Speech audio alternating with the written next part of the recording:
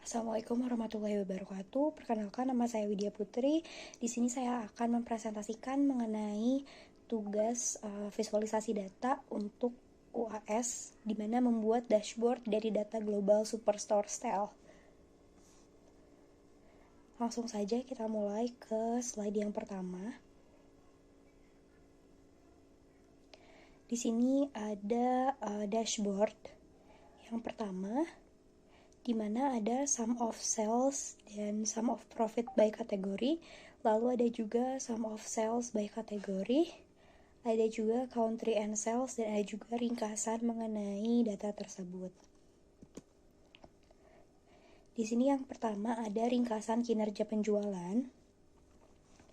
Nah, ini merupakan ringkasan performa penjualan secara keseluruhan, di mana total penjualan ini mencapai 12,64 juta dolar dengan total profit awalnya itu sebesar 1,4 juta dolar. Sementara untuk jumlah produk yang terjual ini mencapai 178.000 unit. Dan angka-angka ini menunjukkan bahwa penjualan ini berjalan dengan cukup baik, namun profit margin masih bisa ditingkatkan agar keuntungannya ini bisa lebih optimal.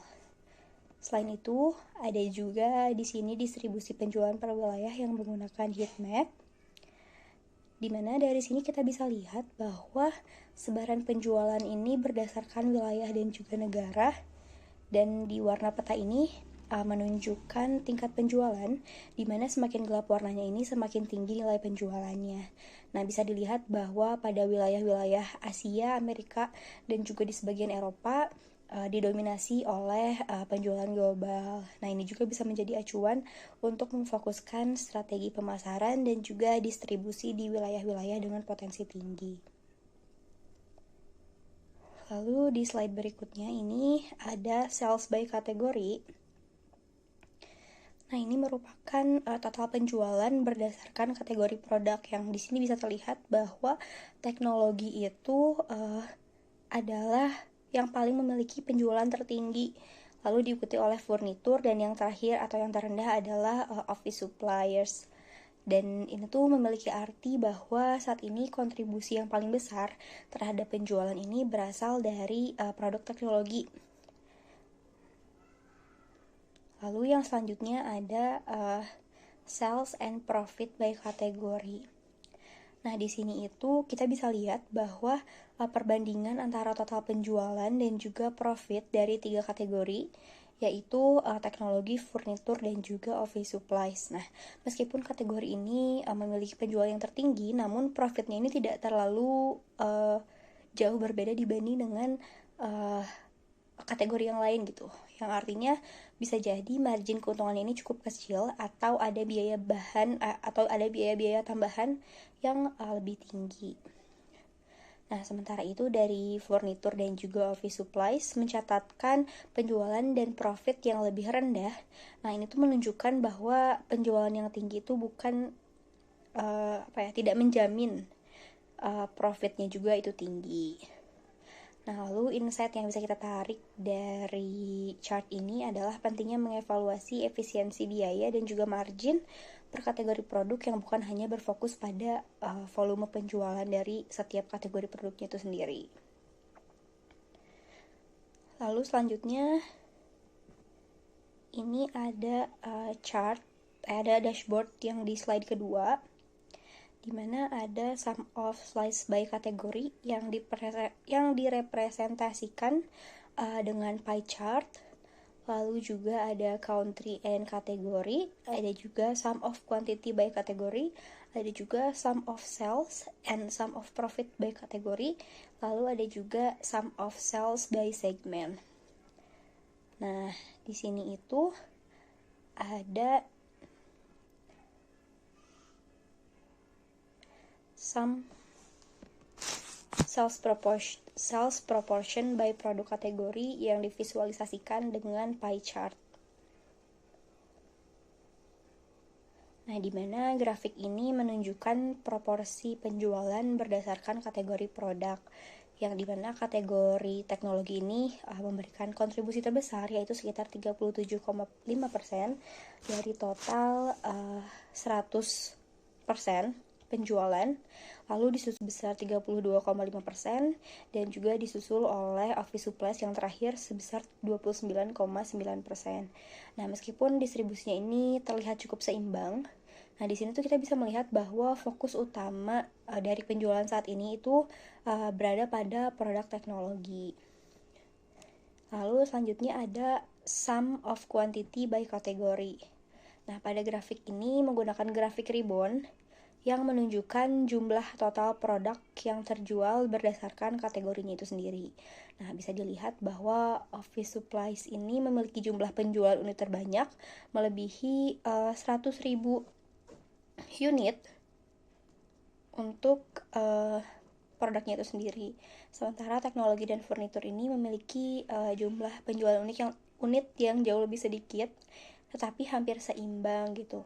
Nah, ini tuh menunjukkan bahwa meskipun office supplies yang menjadi terjual lebih banyak, tetapi nilai penjualannya ini tidak lebih tinggi dibanding dengan kategori-kategori produk lainnya yang bernilai lebih tinggi. Lalu di sini ada juga comparison of sales and profit by kategori. Nah, di sini juga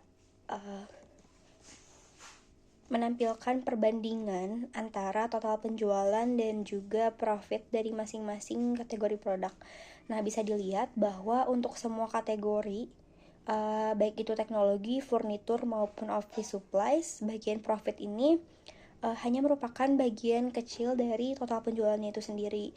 Nah, ini tuh menunjukkan bahwa meskipun nilai penjualnya cukup tinggi, margin keuntungan yang diperoleh itu masih relatif kecil. Nah, maka dari itu penting sekali untuk mengevaluasi strategi dari harga, diskon, dan juga efisiensi biaya agar profitnya ini bisa ditingkatkan. Selanjutnya, di sini ada country and kategori yang menggunakan heat map juga. Nah, di peta ini tuh menunjukkan kategori produk yang paling dominan di masing-masing negara gitu. Bisa dilihat juga bahwa sebagian besar wilayah ini didominasi oleh furnitur yang ditandai dengan warna biru. Nah, sementara itu di beberapa negara Asia dan juga Afrika lebih banyak menunjukkan dominasi untuk teknologi dan juga office supplies. Nah, ini menunjukkan bahwa preferensi produk ini berbeda-beda di setiap wilayah. Nah, sehingga strategi distribusinya juga perlu disesuaikan. Lalu di sini yang terakhir di slide kedua itu ada sum of sales by segment, di mana grafik ini menunjukkan total penjualan berdasarkan segmen pelanggan. Nah, bisa dilihat bahwa segmen konsumer ini menjadi penyumbang terbesar dengan lebih dari 50% dari total penjualan. Lalu dari segmen corporate ini juga menyumbang sekitar 30%, sementara dari home office ini berada di posisi terakhir dengan sekitar 18%. Nah, artinya strategi penjualan saat ini tuh yang paling efektif itu di segmen konsumen. Nah, namun masih ada peluang untuk meningkatkan penjualan di segmen lainnya. Lalu selanjutnya di sini ada di slide ketiga dashboardnya. Nah, lalu di sini ada slide ketiga di mana ada heat map juga dari country and ship mode. Nah, di sini tuh kita bisa lihat distribusi mode pengiriman yang digunakan oleh masing-masing negara, di mana warna pada peta ini menginterpretasikan ship mode, dan yang paling dominan di sini adalah warna biru, yaitu first class. Nah, artinya first class ini menjadi pilihan pengiriman yang paling umum, terutama di wilayah Amerika Utara, Eropa, Asia, dan juga Australia. Nah, ship mode lain itu seperti second class, standard, dan juga same day itu hanya muncul di wilayah tertentu dan lebih terbatas gitu ya. Dimana ini tuh memberikan insight bahwa secara global pelanggan lebih banyak memilih pengiriman yang cepat namun masih dalam kategori yang premium, bukan yang express. Lalu di sini ada shipping cost by ship mode. Nah, seperti yang tadi udah dijelaskan, kalau misalkan di heat map itu di ship mode itu yang paling besar adalah first class. Nah, tapi di sum of shipping cost ini yang paling tinggi itu adalah standard class yang diikuti oleh second class dan juga first class. Nah, menariknya, meskipun tadi kita udah bahas kalau misalkan first class itu yang paling sering digunakan berdasarkan peta, nah, tetapi justru standar kelas ini yang menciptakan biaya pengiriman yang paling besar secara total. Nah, ini tuh bisa terjadi karena jumlah pengiriman standar ini mungkin lebih besar secara volume atau menempuh jarak yang lebih jauh. Sedangkan same day ini meskipun masih terdengar premium, ia justru menyumbang total biaya itu yang paling kecil, dan kemungkinan ini terjadi karena digunakan dalam jumlah yang terbatas. Lalu selanjutnya ada sum of quantity by market. Nah, di sini terlihat bahwa pasar APAC ini mendominasi dengan penjualan sebanyak 41.000 unit atau sekitar 23% dari total keseluruhan. Lalu market besar lainnya seperti US, EU, dan juga LATAM memberikan kontribusi dengan hampir seimbang di angka 38-39.000 per unit.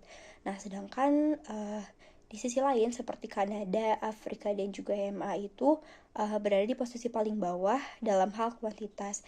Nah, ini menunjukkan bahwa strategi penjualan yang saat ini tuh masih sangat bertumpu pada 4 market utama. Lalu ada juga shipping. Ada juga sum of sales and sum of profit by market. Nah, di sini market APAC dan juga US kembali menonjol, di mana kali ini tuh tidak hanya dilihat dari segi kuantitas, namun juga dari penjualan dan juga keuntungannya itu sendiri. Nah, meskipun market LATAM dan EU itu cukup tinggi secara penjualan, tetapi profit marginnya itu lebih rendah. Nah, sementara market seperti Afrika dan Kanada berada di posisi paling bawah, entah itu di dalam hal penjualan maupun profit. Nah, ini tuh menunjukkan bahwa ada peluang untuk meningkatkan penetrasi di market yang masih kurang dimanfaatkan sambil tetap menjaga performa di market utama. Sekian yang bisa saya jelaskan mengenai tugas UAS dashboard dari visualisasi data. Terima kasih atas perhatiannya. Wassalamualaikum warahmatullahi wabarakatuh.